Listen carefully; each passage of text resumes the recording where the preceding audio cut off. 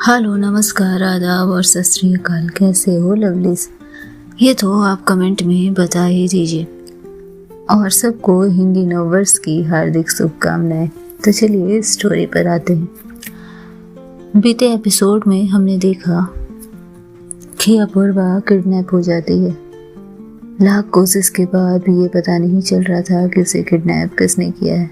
तभी अचानक अविनाश की माँ अविनाश के पागलपन की सच्चाई लेकर मल्होत्रा के सामने आती है, जिसके बाद मल्होत्रा बिना पुलिस को इन्फॉर्म किए अपनी बेटी को बचाने के लिए निकलते हैं। मल्होत्रा के अलावा नितिन और स्नेहा भी उनके साथ अपूर्वा के लिए निकल गए थे। अब आगे अंधेरे गोदाम में सीलन भरी हवा घुली हुई थी। बल्ब की मध्यम रोशनी जगह जगह कांप रही थी, मानो किसी डरावने साए की आहट से थरथरा रही हो। बीच में एक लकड़ी पर कुर्सी पर अपूर्वा बंधी हुई थी। हाथ रस्सियों से कसकर जकड़े हुए थे, बिल्कुल उसके अरमानों की तरह। बाल बिखरे हुए थे, होठ प्यास से सूख गए थे, लेकिन आंखों में अभी भी वही तेज था, वही आग थी, वही नफरत थी और वही हिम्मत थी। अपूर्वा मल्होत्रा हारना कहाँ सीख पाई थी। अविनाश उसके ठीक सामने खड़ा था, आंखों में जुनून का सैलाब उमड़ रहा था। वो अपूर्वा को हासिल करना चाहता था, और जबरन हासिल करने की एक अलग ही आग होती है। वो जुनून जो इश्क के नाम पर सबसे बड़ा धब्बा हो सकती है। वो अपूर्वा को देख रहा था जैसे कोई प्यासा अपनी आखिरी मुराद को देखता है। प्यार कभी नहीं हारता अपूर्वा। आवाज धीमी लेकिन धारदार थी। तुम लाख मुझसे दूर भागो, लेकिन तुम्हारा दिल जानता है कि मेरे सिवा तुम्हें कोई और इतना प्यार नहीं कर सकता। कोई और नहीं अपूर्वा मल्होत्रा, तुम सिर्फ मेरी हो। और अगर तुमने गलती से भी ये सोच लिया या अपने दिमाग के अंदर किसी और का ख्याल आने दिया, तो मेरे साथ, मेरे प्यार के साथ तो ये नाइंसाफी होगी। तुम जानती हो अपूर्वा, आज से नहीं सालों से मैं तुम्हें चाहता हूँ, और जब भी मैंने तुम्हारे करीब किसी को देखा मेरे अंदर आग उमड़ गई थी। मैंने उसे रास्ते से हटा दिया। लेकिन ये स्नेहा, इसकी किस्मत बहुत अच्छी है पूर्वा। एक तो तुम उसके पास हो, और दूसरा कि हर बार उस पे किए गए वार खा ली गए। मेरे पास कोई रास्ता नहीं था पूर्वा, वरना मैं शानदार तरीके से तुमसे शादी करता। लेकिन अब यही अपनी सच्चाई है। तुम्हें मेरे साथ यही फेरे लेने होंगे, यही तुम्हारी मांग भरूंगा मैं, और यही तुम मेरी बन जाओगी। अपूर्वा अविनाश कपूर। देख रही हो कितना अच्छा लगता है हमारा नाम साथ में। अपूर्वा बस उसे देखे जा रही थी। ये शख्स वो अविनाश नहीं था जो उसका दोस्त था। ये शख्स वो अविनाश हो ही नहीं सकता था जो उसके हर परेशानी में उसका हाथ थाम कर उसके साथ खड़े रहता था। ये शख्स वो अविनाश हो ही नहीं सकता था जो उसके मम्मी पापा को अपने मम्मी पापा जैसा ट्रीट करता था। कोई अजीब ही शख्स था ये। अपूर्वा ने हंसने की कोशिश की, लेकिन होठ से बस एक कड़वा तंज ही निकला। प्यार? तुम इसे प्यार कहते हो? ये प्यार है अविनाश? प्यार वो होता है जो पंख देता है, पिंजरा नहीं। तुम्हारा प्यार सिर्फ कैद है, एक पागलपन, और तुम इसमें मुझे नहीं बांध सकते। मेरी इच्छा के विरुद्ध तुम मुझे कहीं नहीं बांध सकते। तुम्हें इतना समझ नहीं आया कि जिस चीज पर तुम हुकूमत कर रहे हो, जिस चीज को तुम बांधने की कोशिश कर रहे हो, वो मेरा जिस्म हो सकता है, मेरा मन नहीं। ये दिल किसी और के नाम पर है, यू फूल। तुम्हें अब भी लगता है कि तुम मुझे पा सकोगे। चेहरा एक पल के लिए बुझ गया था अविनाश का। माथे पर नसों की लकीरें उभर आई थी। लेकिन फिर उसने हंसते हुए अपना सिर झटक दिया। तुम नहीं समझोगे, लेकिन कोई बात नहीं, अभी नहीं समझोगी, शादी के बाद समझ जाओगी अपूर्वा। मैं तुम्हें इतना प्यार दूंगा कि तुम्हें किसी की याद नहीं आएगी। उसने जेब से एक सिंदूर की डिब्बी निकाली। उसके चेले किसी एक पंडित को पकड़ लाए थे। आग की हवनी उठ रही थी। आज के बाद तुम सिर्फ मेरी हो अपूर्वा। अपूर्वा की धड़कनें तेज हो गई थी। हर रेशा जल उठा था उसका। छू कर देखो मुझे अविनाश, ट्रस्ट में जान ले लूंगी मैं तुम्हारी। और तभी दरवाजे पर जोरदार धमाका होता है। धूल का गुबार उठा और दरवाजा जोर से खुला। बाहर खड़ी परछाई एक पल को स्थिर थी और फिर एकदम से तूफान की तरह अंदर आ गई। अविनाश, छोड़ दे उसे। ये आरुष की आवाज थी। साथ में नितिन और अपूर्वा के पापा भी थे, लेकिन सबसे आगे स्नेहा खड़ी थी। आंखों में तूफान था, चेहरा सख्त था और मुट्ठियां इतनी जोर से बंधी थी कि नाखून उसकी हथेलियों में धंस गए थे।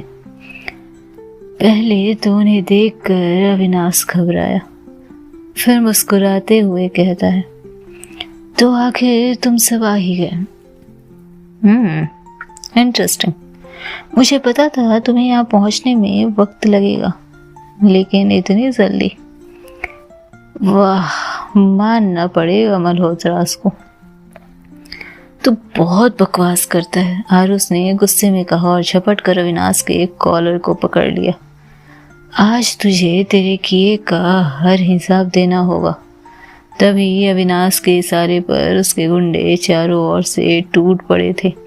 हवा में घूंसे लातें चल रही थी। पूरा गोदाम युद्ध का मैदान बना हुआ था। आरुष ने अविनाश को जमीन पर गिराकर उस पर घूंसे बरसाने शुरू कर दिए थे। नितिन दो गुंडों से एक साथ लड़ रहा था और अपूर्वा के पापा भी कहाँ कम थे। आखिर उन्होंने ही तो अपनी बेटी को इस काबिल बनाया था। इसी अफरा तफरी में स्नेहा दौड़कर अपूर्वा तक पहुंचती है।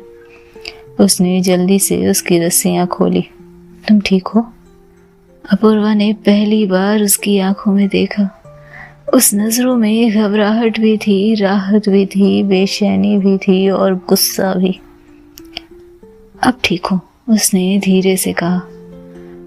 बचते बचते अपूर्वा भी अब उन गुंडों से भिड़ने लगी। आंखों में अब डर नहीं था, सिर्फ गुस्सा था। उसने एक गुंडे को लात मारी और दूसरे के हाथ मरोड़ दिए। तभी अविनाश की नजर जमीन पर पड़ी एक बंदूक पर गई। पिस्टल उसके कुछ ही दूरी पर थे। उसने आरुष को जोरदार धक्का दिया और झपट कर उसने पिस्टल उठा लिया। पिस्टल सीधा स्नेहा की ओर तन गई थी। तू ही वजह है इस सब की।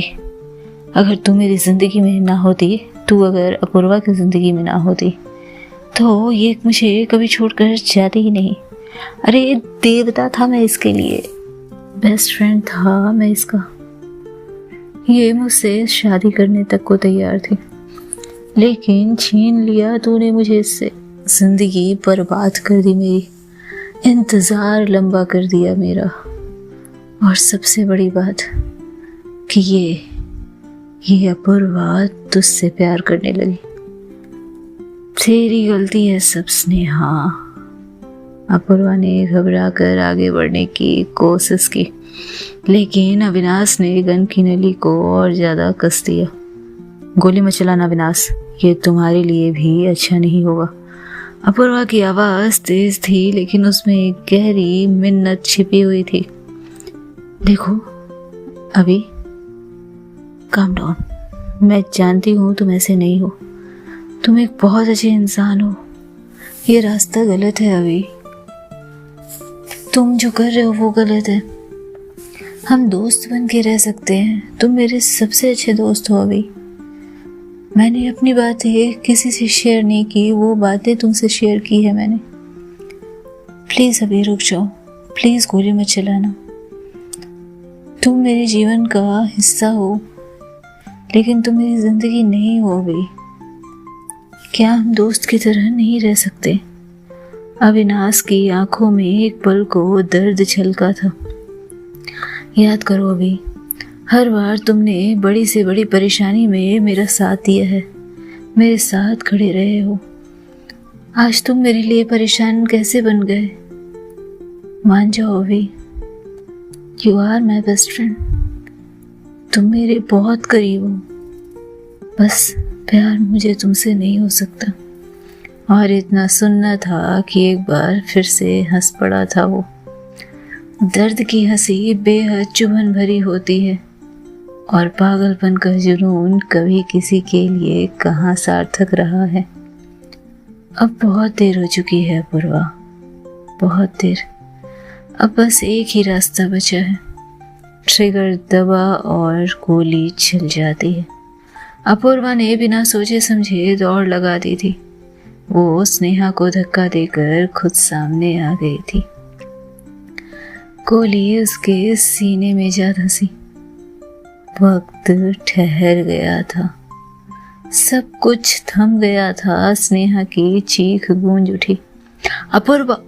अपूर्वा लड़खड़ाई, उसकी सांसें भारी हो गई। उसने स्नेहा की आंखों में देखा। हल्की मुस्कान आई, जैसे कह रही हो, मैं हार नहीं मानूंगी। और तभी एक और गोली चली। नितिन ने अविनाश पर गोली दाग दी थी। जमीन पर गिर पड़ा था वो। हाथ से पिस्टल छूट गई थी उसकी। सब कुछ शांत था, सब कुछ बेरहम था। इश्क लहू में तरबतर पड़ा था, पर जीत जुनून की भी कहाँ हो पाई थी। स्नेहा ने अपूर्वा को अपनी बाहों में भर लिया। सांसें ऊपर नीचे होते और नियमित थी। कुछ नहीं होगा, कुछ नहीं, बस थोड़ी देर, कुछ नहीं होगा तुम्हें। स्नेहा की आवाज कांप रही थी। अपूर्वा की उंगलियां धीरे से हिली। अपूर्वा ने देखा कि उसके पापा, उसके भाई और नितिन उसे उठाने की कोशिश कर रहे हैं। होठ हिल रहे थे, जैसे कुछ कहना चाहती हो। मैंने कहा था ना, हमेशा साथ रहूंगी।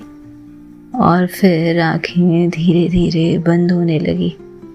स्नेहा की चीख गूंज उठी थी, नो! अपूर्वा स्ट्रेचर पर पड़ी थी। डॉक्टर भाग रहे थे। मॉनिटर की बीप हर पल के साथ धीमी होती जा रही थी, बिल्कुल अपूर्वा की धड़कनों की तरह। स्नेहा बाहर खड़ी थी, आंखों में आंसू थे। अपूर्वा को बस एकटक निहारे जा रही थी। तुम्हें वापस आना होगा अपूर्वा, तुम्हें वापस आना होगा। और तभी मॉनिटर की बीप तेज हो गई।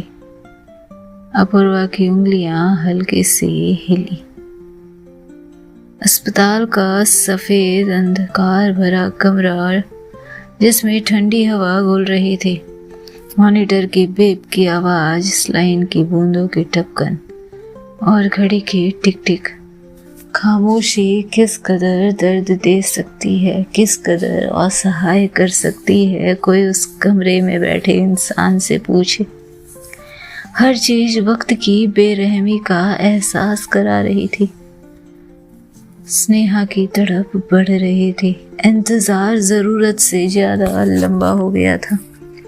इतना इंतजार तो उसने इन 15 सालों में नहीं किया था। उसे ऐसा लग रहा था कि ये वक्त मानो बढ़ता ही जा रहा हो। अपूर्वा बेहोश थी, चेहरे पर हल्की चोट के निशान, सांसें धीमी और इर्रेगुलर। स्नेहा ने अपूर्वा का हाथ पकड़ रखा था, लेकिन वो उंगलियों में कोई हलचल महसूस नहीं कर पा रही थी। बेसुध पड़ी थी वो लड़की जिसने कल दिन और रात उसके लिए किसी जन्नत से ऐसे बनाए थे। उसकी आंखों में आंसू ठहर से गए थे। उसे रोने से भी मानो डर लग रहा था। कब तक मुझे तड़पाओगे अपूर्वा? इन 15 सालों में मैंने एक भी दिन बिना तड़प के नहीं गुजारा है। अब तो रहम खा लो मुझ पर। इश्क की इतनी बड़ी सजा नहीं हो सकती ना अपूर्वा। कब तक तुम्हारा सुकून मेरी बेचैनी का सौदा करेगी? आरुष उसके पास आया, कंधे पर हाथ रखते हुए स्नेहा की आंखों के खालीपन को बखूबी समझ रहा था। वो बड़ा जरूर था, लेकिन कुछ भी हो वो अपूर्वा का भाई था। डॉक्टर्स कह रहे हैं कि अभी भी खतरा टला नहीं है। ब्लड लॉस बहुत हुआ है। आवाज में घबराहट नजर आ रही थी, चेहरे पर थकान थी। स्नेहा ने एक लंबी सांस खींची। गला सूख रहा था। उसे याद आया कि जब अपूर्वा ने पहली बार उसे देखा था, कितनी ठंडी और अजनबी सी नजर थी वो। और आज वही अपूर्वा मौत और जिंदगी के बीच झूल रही थी, सिर्फ उसे बचाते हुए। तुम कभी मेरी नहीं थी, ना सही तुम अब भी मेरी नहीं हो, ना सही, पर तुम यूं चली गई तो मैं कहीं की नहीं रहूंगी अपूर्वा। मुझे एक कहने दो जो मुझे कहना है। मुझे जरूरत है उन बातों को तुम्हारे तक पहुंचाने की। आरुष ने स्नेहा को झकझोरा। बकवास बंद कर स्नेहा, अपूर्वा को कुछ नहीं होगा। मेरी दी फाइटर रही है और इस बात पर पापा अंगूठा तक लगा सकते हैं। उन्हें कुछ नहीं हो सकता। मेरी दी मेरे पास वापस आएगी अपूर्वा। आंखों में आंसू भर आए थे उसके, लेकिन उसे बहने से मानो रोक रहा था वो। कितने सहमित और कितने सख्त बनाए गए हैं मर्द, लेकिन इनके दिल इतने कोमल, क्या कहने। इज़हार की इजाजत भी मानो नहीं मिली है मर्दों को। आंखों में नमी थी, आवाज में आक्रोश था। अपूर्वा के पिता कमरे के कोने में खड़े थे, एकदम चुप। गहरी आंखें उनकी भावनाओं की गवाही दे रही थी। उनकी बेटी जिंदगी और मौत के बीच थी, और उस वक्त उनसे ज्यादा असहाय कोई नहीं था। बेटी यहाँ बाप की जान होती है, और मेरी जान यूं बंद कमरे में पड़ी है। किसी बाप के लिए इससे बड़ा असहायपन क्या हो सकता है कि वो कुछ नहीं कर सकता। मन में लाखों सवाल थे उनके। अंदर का दर्द हर किसी को महसूस हो सकता था। स्नेहा बस उन्हें देखती है, मानो वो उनकी ताकत बनना चाहती हो, लेकिन कहाँ इतना आसान था वो। डॉक्टर्स फिर से के बिन में बुलाते हैं। आरुष वहाँ पहुँचता है तो पता चलता है अब तक अपूर्वा का ब्लड ग्रुप नहीं मिला है। अस्पताल का माहौल भारी हो रहा था। कमरे में मशीनों की आवाज और दिल को चीर देने वाली खामोशी बरकरार थी।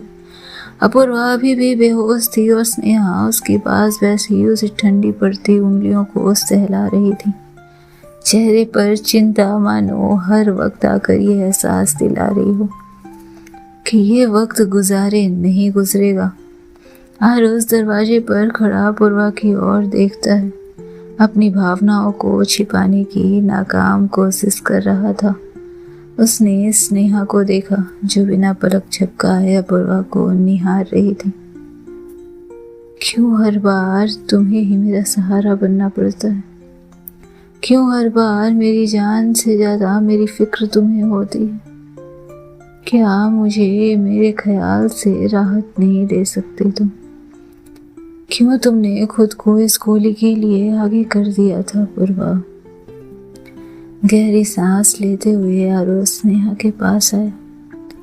अगर तू इसी तरह इसे देखती रही तो होश में आते ही ये चांडाल बनकर सबसे पहले तुझ पर गुस्सा करेगी।